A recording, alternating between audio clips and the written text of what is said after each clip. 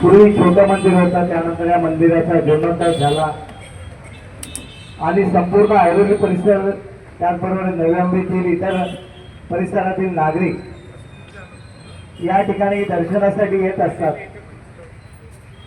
आणि फार मोठ्या प्रमाणात या ठिकाणी सेवा समितीतर्फे उत्सव साजरा केला जातो आणि या उत्सवातून या मंदिराप्रती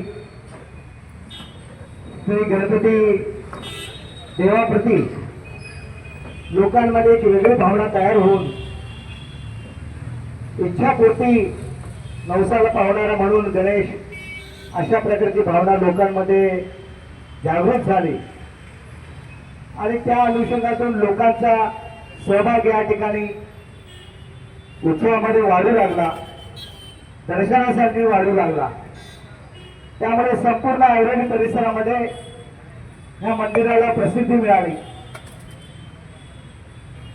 खरं म्हणजे हे मंदिर तसं पाहिलं तर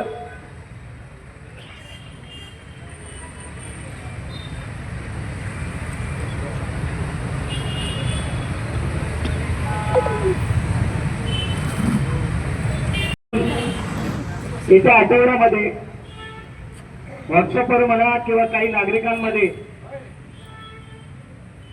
एक वेगळी चर्चा त्या ठिकाणी सुरू झालेली आहे आणि शासनाकडून त्या ठिकाणी कारवाईचे संकेत या मंदिरावर येऊ शकतात अशा प्रकारची चर्चा या संपूर्ण ऐरोली परिसरामध्ये सुरू झालेली आहे। मंदिरांना तोडण्यासाठी ऑर्डर देत आहे। हा हिंदू आहे का मुसलमान आहे याची थोडी शंका आहे, येणे बघायला लागेल की आम्ही काय बोलतो की आम्ही कधी कोणाच्या विरोधात जाऊन बोलत। हा ठीक आहे, तुम्हाला आमच्यावरती वैयक्तिक काय भाग काढायचं वैयक्तिक याच्यावर काढा, वैयक्तिक या गोष्टी करा, त्याला जे फेस करायचं ते फेस करण्याची आम्ही भूमिका आम्ही कृती केली नामदेवला, तर आम्ही त्या बाबतीत आम्ही लढाई लढू, पण असं छुपावर करण्याचा कोणी प्रयत्न करू नये। आणि आम्हाला या गोष्टीचा एक राग असा आलेला आहे की नवी मुंबई महानगरपालिकेचे आयुक्त हे स्वतः तिकडे आणि त्याचे सर्व अधिकारी हे नगरपालिकेचं काम करतात का त्यांची गुलामी करतात हेच मला समजत नाही। म्हणजे ज्या पद्धतीने नवी मुंबईच्या महानगरपालिकेच्या एक नोटीसवरती सर्व तोडायला निघालेले आहेत। बोनकड्यामध्ये एवढ्या बिल्डिंग बांधल्या, त्या बिल्डिंगला नोटीस दिलेल्या आहेत, पहिलं ते तोडून दाखवा ना। आयुक्तांना माझं ते म्हणणं आहे की ते पहिला ते तोडून दाखवा, मग इथे या आमच्या मंदिरामध्ये हे मंदिर ज्याला एक पॉईंट जसं आज मुंबईमध्ये आज आपला सिद्धिविनायकाचं दर्शन घेतलं जातं, तसं या ठिकाणी एक इच्छापूर्ती गणपतीचं एक वेगळं स्थान इथे तयार झालेलं आहे।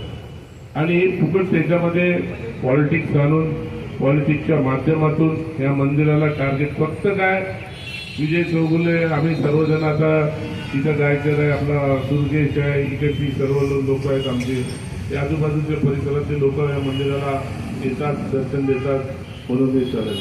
माझं म्हणणं एकच आहे, आम्ही पण सर्व या मंदिराच्या माध्यमातून गेले 25 वर्ष 25-30 वर्ष या ठिकाणी मोठे मोठे कार्यक्रम होतात। राम जन्म महोत्सव सर्वात मोठा महोत्सव या ठिकाणी साजरा केला जातो, दरवर्षी साजरे केले जातात। तिकडे मोठे कृष्ण जयंती साजरे केले जाते, वेगवेगळे कार्यक्रम इथं मोठमोठे कार्यक्रम इथं धार्मिक कार्यक्रम होत येतात आणि इथं साजरा होत असतात। जर चुकून तुम्ही लोक जर आम्ही स्वतः तर इथं भोईर साहेब आहेत, मी स्वतः बसलेलो आहे, इथं अनिकेत आहे, मनीत आहे, ही सर्व गँग आमचं रामाशीच आहे, रामाशी जाधव दादा आहे, ही सर्व आमची गँग इथं सर्वजण बसलेले आहेत। म्हणजे ही सर्व आम्ही जे लोक आहेत आम्ही आमचे जे पक्षप्रमुख आहेत आमचे पक्षप्रमुख एकनाथ शिंदे साहेब आमचे, त्यांना आम्ही जाऊन भेटून आम्ही या गोष्टीचं निवेदन सुद्धा देणार आहोत आणि मुख्यमंत्र्यांना सुद्धा आम्ही या गोष्टीचं निवेदन देणार आहोत। तो आम्ही सर्वात महत्त्वाचं आणि सर्वात मोठं आम्ही या ठिकाणी आता एक रजिस्टर ठेवणार आहे. इथे एक आमचा मनुष्य असेल, मंदिरात आमच्या इथं सेवा करणारे सेवाभावीचे 4-5 लोक आहेत. त्यांच्या सर्वांच्या लोकांच्या सह्या घेऊन आम्ही हे संपूर्ण सह्याचं निवेदन मोदींना पाठवणार आहोत, अमित शहाला पाठवणार आहोत आणि त्यांना सांगणार आहोत की आणि मुख्यमंत्री फडणवीस साहेबांना आम्ही देणार आहोत. आमचे पक्षाचे नेते एकनाथ शिंदे साहेबांना आम्ही यांना देणार आहोत.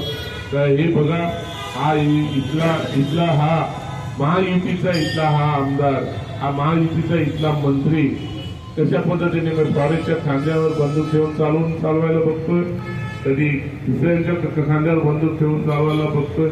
मला माहिती मी तर काय यांच्यासारखे मंदिराच्या नावाखाली जागा हडप करायला तर आम्ही इथं बसलेलो नाहीये.